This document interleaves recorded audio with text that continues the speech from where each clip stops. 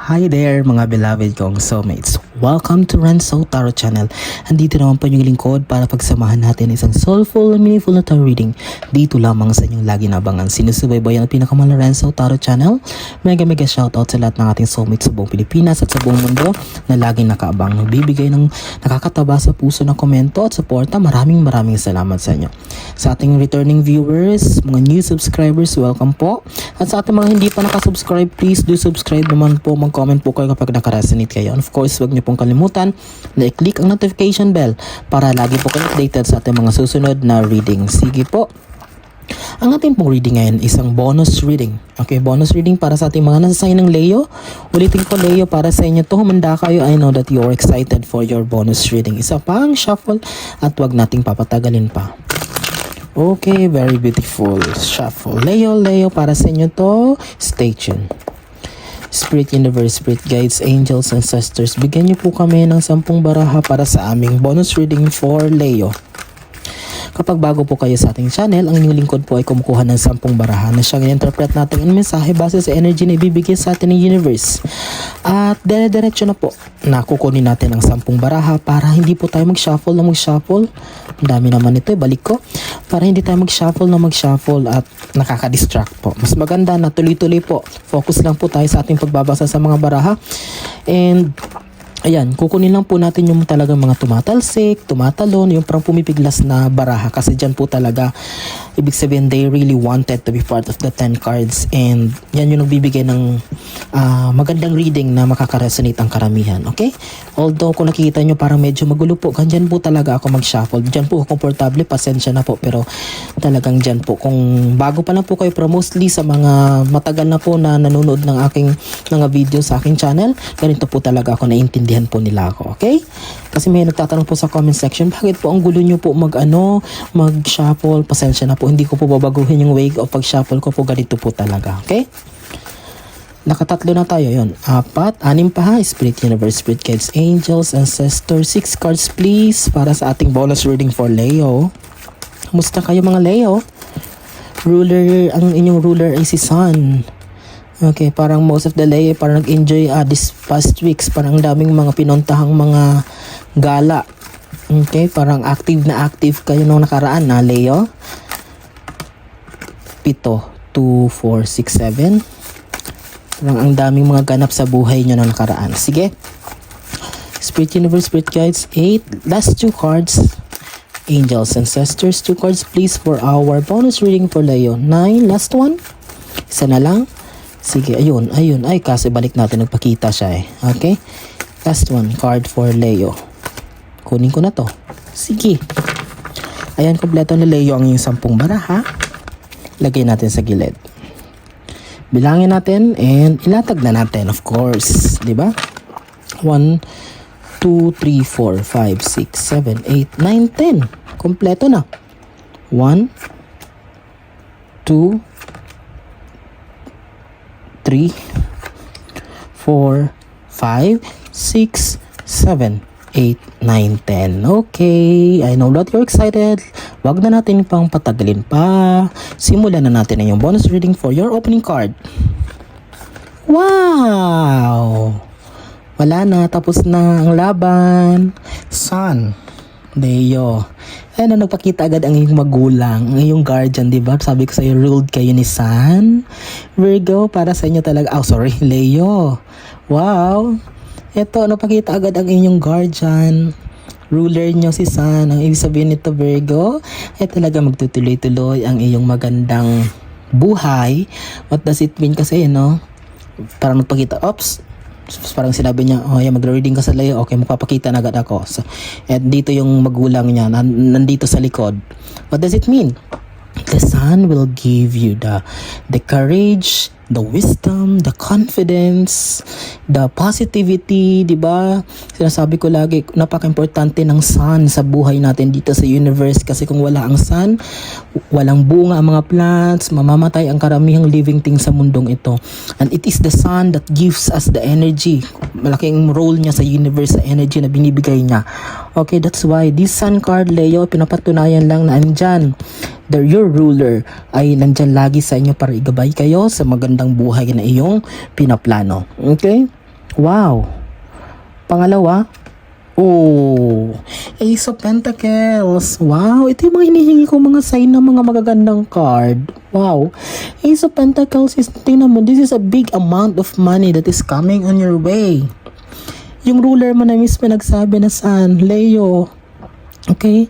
Konting tiis na lang. Or maybe there are some of you na na-receive na ito. Merong iba palang nag-aantay ng big amount of money na parating. Merong iba na parang susubok ng business. Merong iba na magpapapromote. Nag-aantay ng result ng exam. But because this is Pentacles, mostly money. Money ang parating sa inyo. Big amount. Hindi lang siya maliit kasi Pentacles. Napakalaking Pentacles or amount of money ang parating sa inyo, Leo. Wow, ganda naman. Dalawang baraha pa lang pero parang tapos na ang ating reading. Grabe naman kayo. Dahan-dahan naman, Leo. Pangatlo, oh my God. Tingnan mo. Pentacles na naman. Page of Pentacles. It means talagang, hawak mo. Parang meron talaga, Leo. Sabihin nyo, aminin nyo. Alam ko kasi parang ikaw lang ang gustong nakakaalam nito. But meron talaga kayong plano na gustong gawin na bubunga or para magpo-produce ng malaking amount of money. May plano kayong business, may plano kayong may gusto kayong pasukan or any kind of investment. Or parang may binebenta kayo na malaking amount ng money ang katumbas. Sige nga. Okay, but anong gusto sabihin nito? This Page of Pentacles, don't you worry kung ano man yung mga pinaplano mo na may kinalaman sa pera because ayun yung ruler mo, si Sun na mismo nagsabi ang guardian mo, andito ako sa likod mo, ano man yung papasukin mo, pero mostly kasi Ace of Pentacles, big amount of money, investment, or new opportunity na papasukin mo with this Page of Pentacles may kinalaman sa pera. Wow, Leo. Congratulations. Wow. Pang-apat, oh my God, grabe naman. Parang ayoko nang tapusin itong barang reading na to. Tingnan mo na ito, Pentacles. Ayan ka, oh. Grabe, tatlong Pentacles na yung lumabas. Ayan ka, galing kasi isang laban na yun, oh. And that's night. Nakaharap na siya sa left, sorry. O sa right, sorry, ano ba yan? Nakaharap na siya sa right. Galing siya sa isang laban. Sundalo yan, eh. Pero anong dala niya? Anong pasalubong niya? Pentacle. Pera. So, what does it mean? Ulitin ko na naman. Go na dyan, Leo, kung ano man yung nais mong gawin, nais mong subukan, wag nang patagalin pa, wag nang magantay pa ng mahabang oras or panahon. This is the best time. Ito yung sign na hinihingi mo. Ito na yung mensahe na inaantay mo kung ano man yung pinaplano mo. Well, grabe. Ace of Pentacles, big amount of money. Page of Pentacles, new investment, new venture. Knight of Pentacles, success in terms of money. Andyan ang ruler mo, si Sun. Ayan yung nangga-guide, ayan yung driver mo sa buhay.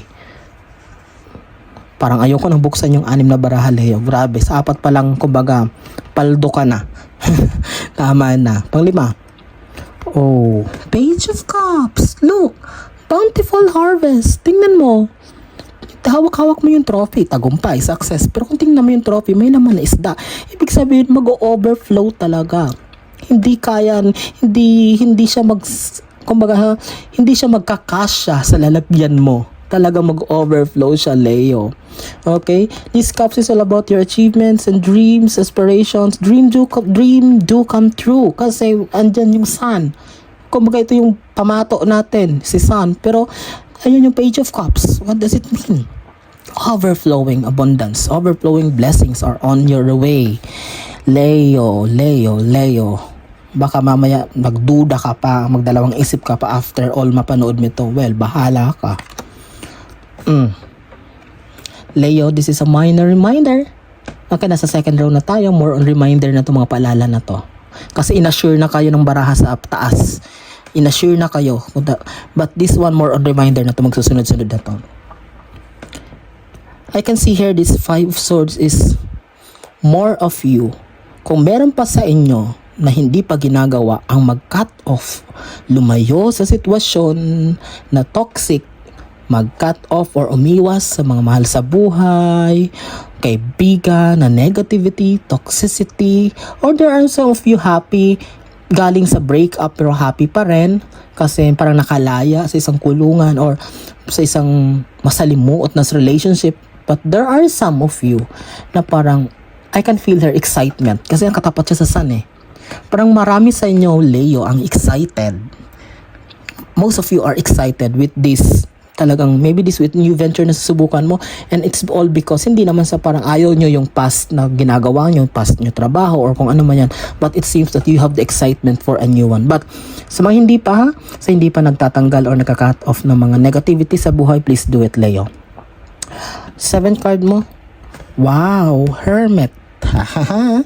Nung katapat sila ng Ace of Pentacles. The Hermit card is just showing na, Leo, you are the kind of person na talagang you are longing for more.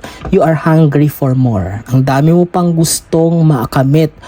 Ang dami mo pang gustong mapatunayan sa buhay. Not because you are bragging of yourself, hindi ka nagmamayabang, but because you really wanted it na para mabago yung buhay mo, mabago ang buhay ng pamilya mo. Makatulong ka sa iba. Okay, that's it. Wala na iba ka pang dapat patunayan.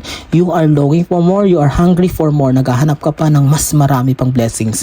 Well, walang masama dyan. Hindi ka ambisyoso, hindi ka ambisyosa. Gusto mo lang umangat-angat, makaginhawa sa buhay kasi gusto mong makatulong o magbahagi sa iba. Oh my God. Sabi ko na nga ba nararamdaman ko, hindi ko pa nakita start to eh. Oh, ayan